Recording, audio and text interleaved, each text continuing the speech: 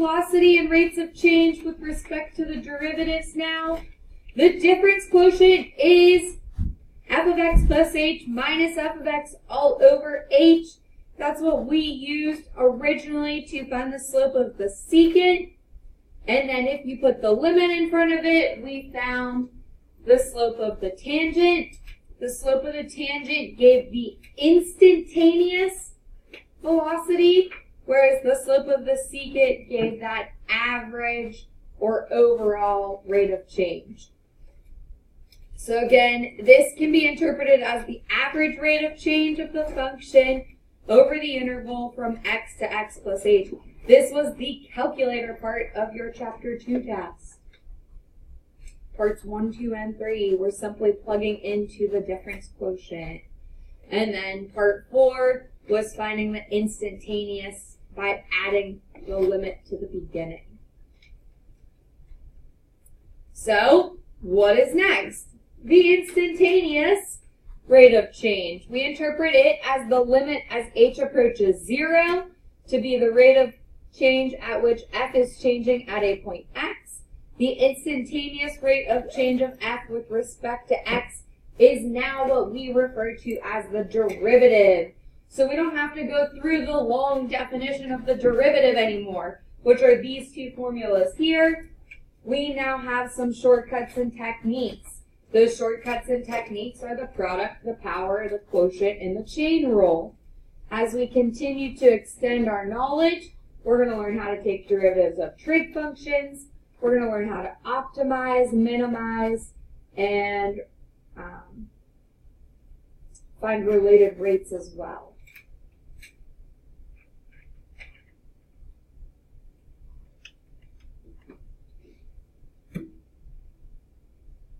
So, derivatives and rates of change have applications to real life. So, for example, we can look at the rate of change of the area of a circle. So imagine a balloon being blown up. A balloon will have a set radius at certain points in its enlargement. As it is being blown up, the area or the volume of that balloon will continue to change.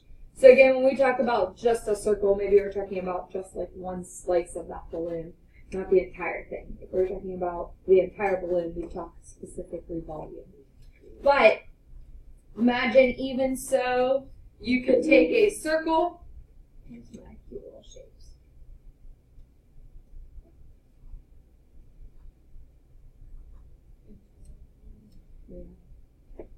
So again, we have a circle. So we could find the rate of change of the area of that circle with respect to its radius as it's being enlarged. So, what is the area of a circle in general?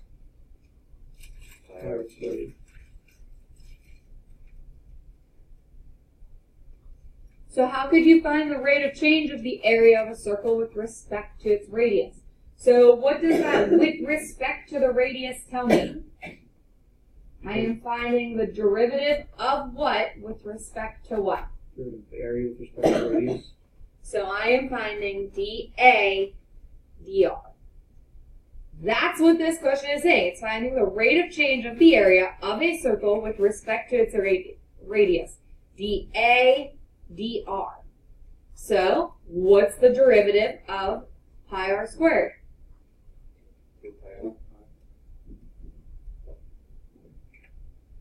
Because r squared is like a quadratic, it becomes 2r. Pi is a constant, so it sort of just tags along. What is 2 pi r? What does 2 pi r actually represent? Oh, so isn't that ironic that the derivative of area is the circumference of a circle?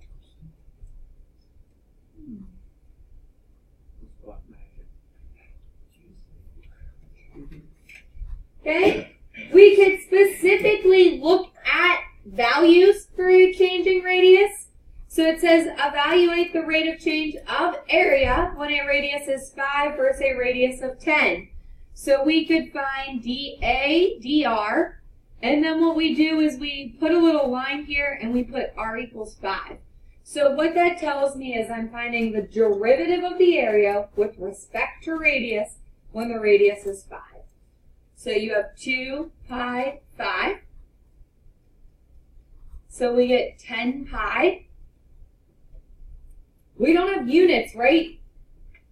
It didn't tell me that 5 was inches or centimeters or anything. So it's just kind of like 10 pi units because we don't know the area specifically. And then we have dA, dr when r is 10. So we get 2 pi 10 or 20 pi.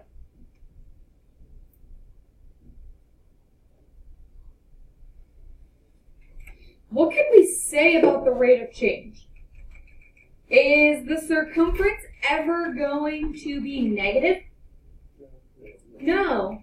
So the rate of change of area is increasing as the radius is increasing, right? Because this is a linear derivative, it's never going to be negative. So as the area is increasing, the radius is increasing, and vice versa. As the radius is increasing, so is the area. So just things to think about or talk. If r is measured in inches, now I have my units, and a is measured in square inches, what units would be appropriate for dA/dr? So this is a think or a comprehension question. What units would be appropriate for dA/dr? Inches, yeah. Yeah, inches, right? Because dA/dr would kind of like being inches squared over inches, which will simplify to inches. And what do we know about the circumference? The circumference is really just a line curved into a circle, and it would just be inches as well. I guess I don't need to rewrite that. Suppose now that instead of talking about a circle, we're talking about an object moving along a line. So now we're talking about a particle in motion. And we're going to start with position. So it says, suppose that an object is moving along a coordinate line. We'll call that coordinate line the s-axis. So that we know its position on line S will be a function of time t. So this is where that position, or s, comes into play. We have s equals f of t, or it could equal s of t. But again, it's all with respect to distance. I realize. Say displacement is different. Displacement is different than distance. Let me specify that again. Displacement is different than distance. The displacement of the object over the time interval from t to t plus the change in t is known as the change in position. So again, my distance from 0 could be 5, but my displacement could be 8. Because I could have gone forward, backwards, forwards. Wouldn't it be opposite? Wait, I thought that's the other way. Yeah, displacement's just like.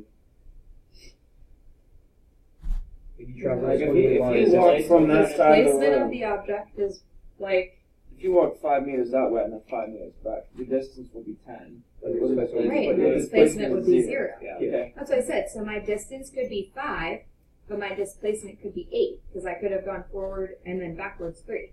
wouldn't Okay. your- this would be 8 as the displacement. No, not if I'm at 0, 5. I'm saying, like, if I'm 5 units from 0, Start. my displacement could have been 100. Because your displacement is the sum of all the different positions you go forward and backward. You just said it. Your distance could be whatever it was, but your displacement was 10. Displacement was 0 distance. Because you went forward and backward. Yeah. We're both right. We're just not seeing the image the same.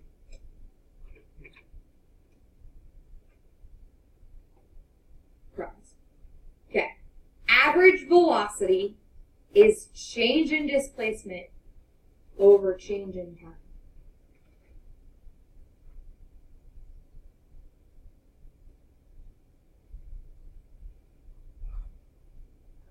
This is where all the definitions start to flow together. Where you really got to, maybe if you make note cards and you like vocab note cards, this is where it starts to make them. Because this is where the definitions start to blur. Because average velocity is not the same as instantaneous velocity. And then instantaneous velocity is not the same as speed. So you have average velocity, instantaneous velocity, and speed all directly being related, but yet you could have 3 different values. Because average velocity is really what formula? Yeah, this is really your difference quotient, right?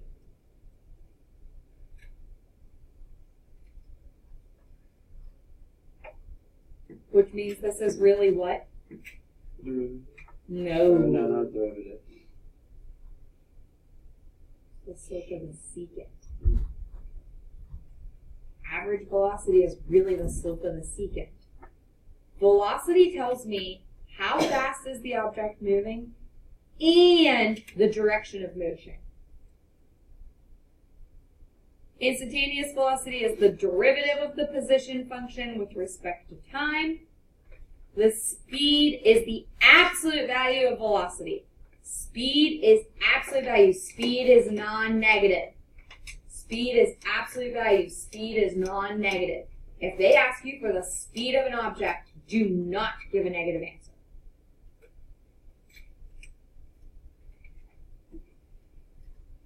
Okay, acceleration is identical, and the fact that it is a derivative again.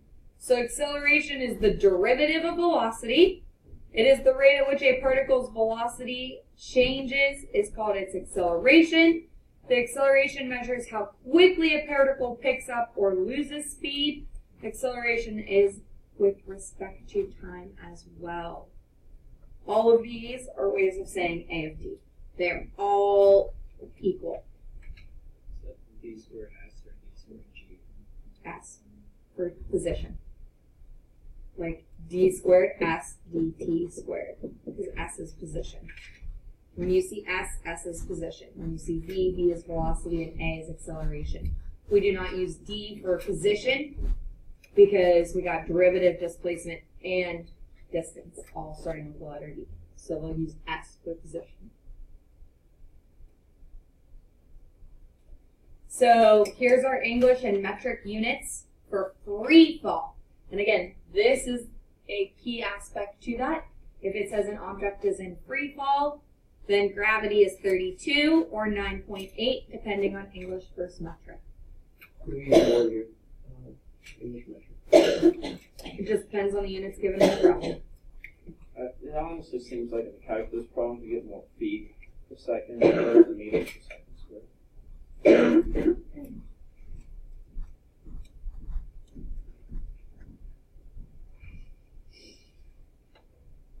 We got 9 minutes. Alright, we're fine. 8 minutes. Because it's really just, I was just debating if I want to do the graph today or tomorrow. I think I want to do it tomorrow because I want to get you different, I want to get you red, blue, and purple. So let's do the example 1. Oh no, we're not done. We're just not doing the graph. Okay. Example 1, which again, I know it's example 2 on your paper. Like I just did say. Yeah, you have 2 example 2s. One needs to say example 1. Yeah. So, example 1, given s equals 2t cubed minus 3t squared minus 12t. Find velocity. What is velocity? Derivative of position. Oh, this is the It's wrong. example 2. Oh, What's okay. example This is 2? the actual example. No, it's actually example 1. It's on the back side. It might be the same problem longer on one page. Oh no. I don't like that. No. There's an example too. Yeah, it's example 1 under the graph. You're fine. It's example 1 right under the graph. So there's example 3 that says example. Yeah. This is I no think way. Yes, example 3 should have been example 2. See, whole bunch of confusing. That's where your issues are coming in. No, it's printed It's backwards. printed It's just, backwards. it needs to be. No. Yeah. It's example 1 if you do it this way. This is page 1. This is page 2. This is page 3. But this can be the front. Why can't it be the front? That's what they, but like they went by Come these, on. so then they whole bunch them all together. Because this is always on this side. Oh. That's why. Okay, so you get 6t squared minus 6t minus 12.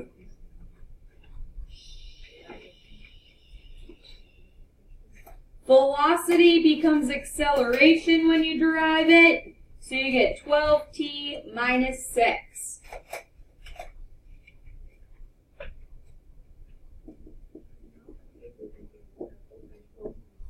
Okay, find the acceleration after 1 second, so what are we finding?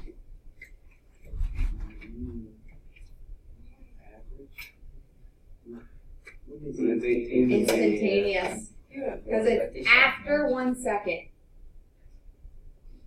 So it's A of 1, which is 12 times 1 minus 6. So you get 6. What were the units on this? Yeah, so if this is acceleration, I need meters per second squared. Find the acceleration at the instance when the velocity is 0. So when is velocity 0? Yep, so you get 0 equals 6t squared minus 6t minus 12. So yes, I would factor out a 6.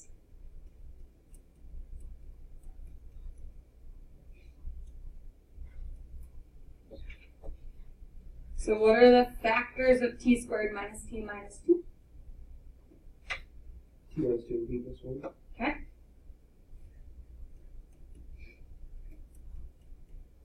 So that means time is equal to what? 2 seconds.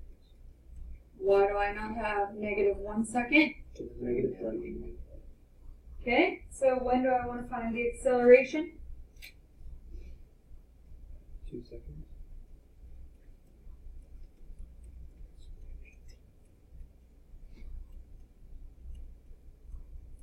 Don't forget your units. Really, I should even have an S there. So some of the problems you're going to do for homework tonight are going to be directly related to that. So when you want to find instantaneous velocity, you just plug it into that A1, or do you need to do that? Instantaneous velocity would be plugged into the derivative velocity. Yeah, that's the one we. Instantaneous acceleration is into acceleration. Yes. Okay, And good. then to find when it's 0, you find the zeros of velocity. Okay, so homework is in the book on page 135.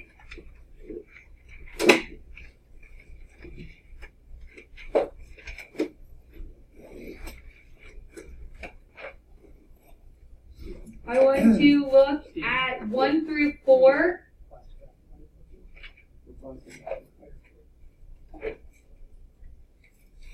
So we're looking at 1 to 4.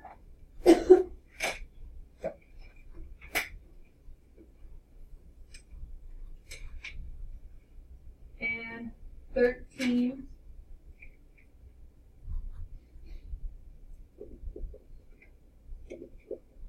One through 4 and 13.